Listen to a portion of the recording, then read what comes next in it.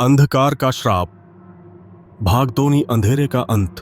रिया और नेहा ने मंदिर से बाहर निकलने के बाद राहत की सांस ली, लेकिन जब उन्होंने अपनी परछाइयों को गायब पाया तो उनके चेहरे पर डर साफ झलक रहा था।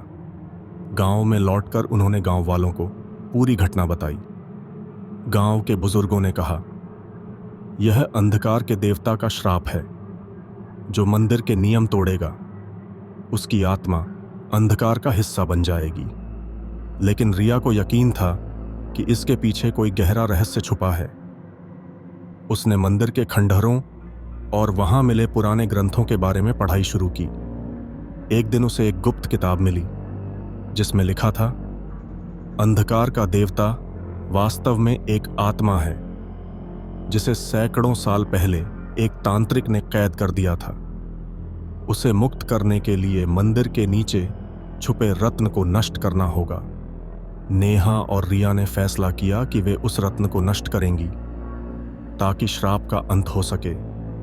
वे गांव के एक तांत्रिक से मिलीं जिसने उन्हें चेतावनी दी, अगर तुम अंधकार के रत्न को छूने की कोशिश करोगी तो वह तुम्हें निगल लेगा, लेकिन अगर तुम सच्चे दिल से अंधकार का सामना करोगी तो यह श्राप टूट सकता है। मंदिर में वापसी। दोनों ने हिम्मत जुटाई और गांव वालों की मदद से फिर से मंदिर में प्रवेश किया। मंदिर में अब और भी खौफनाक दृश्य थे। दीवारों से खून टपक रहा था और अंधेरे में भयानक चीखें गूंज रही थीं। जैसे ही वे मूर्ति के पास पहुंची, वहां फिर से वही दरवाजा खुला। इस बार गांव के कुछ लोग भी उनके साथ गए। वे सुरंग के अंदर पहुंचे जहां रत्न चमक रहा था। अचानक अंधेरे से भूतिया आकृतियां निकलने लगीं। उन आकृतियों ने गांव वालों को डराना शुरू किया, लेकिन रिया और नेहा ने हार नहीं मानी। नेहा ने तांत्रिक द्वारा दी गई पवित्र राख को उन भूतिया आकृतियों पर फेंका। आकृतियां चीखते हुए गायब होने लगीं।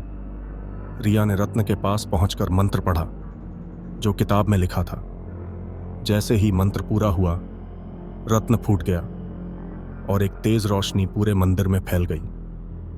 श्राप का अंत। रत्न के टूटते ही अंधकार का देवता प्रकट हुआ। उसने शांत स्वर में कहा, तुमने मुझे मेरे श्राप से मुक्त किया। अब इस मंदिर और गांव पर मेरा कोई असर नहीं होगा, लेकिन तुम्हें अपनी परछाई वापस पाने के लिए एक अंतिम परीक्षा देनी होगी।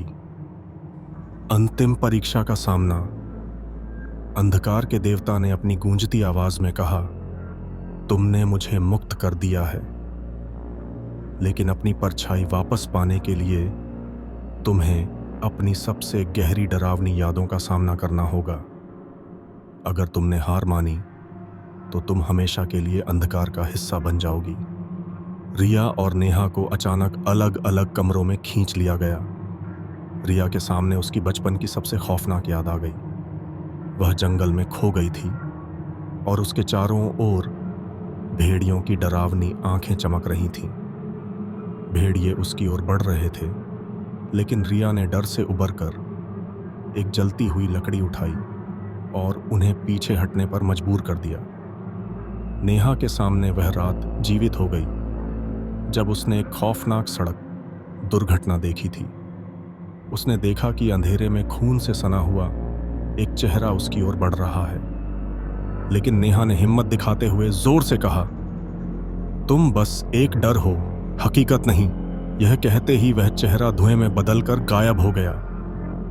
दोनों ने अपने अपने डर का सामना किया और एक बार फिर से मंदिर के मुख्य हॉल में पहुंच गईं। अंधकार के देवता ने मुस्कुराते हुए कहा, तुमने अपने डर पर जीत हासिल की। अब तुम्हारी परछाइयां तुम्हारे साथ हैं।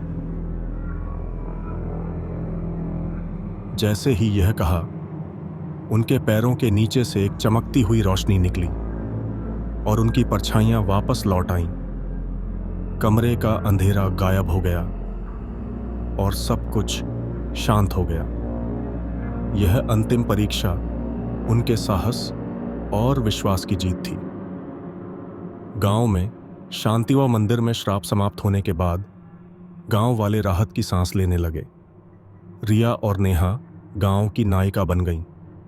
लेकिन कहते हैं, मंदिर के खंडहरों में आज भी रत्न की टूटने की गूंज सुनाई देती है, और रात के अंधेरे में अगर कोई मंदिर के पास जाता है तो उसे रिया और नेहा की बहादुरी की कहानियां हवा में गूंजती सुनाई देती हैं। अंधकार का श्राप अब खत्म हो चुका था, लेकिन उसकी कहानी आज भी लोगों के दिलों में जिंदा है।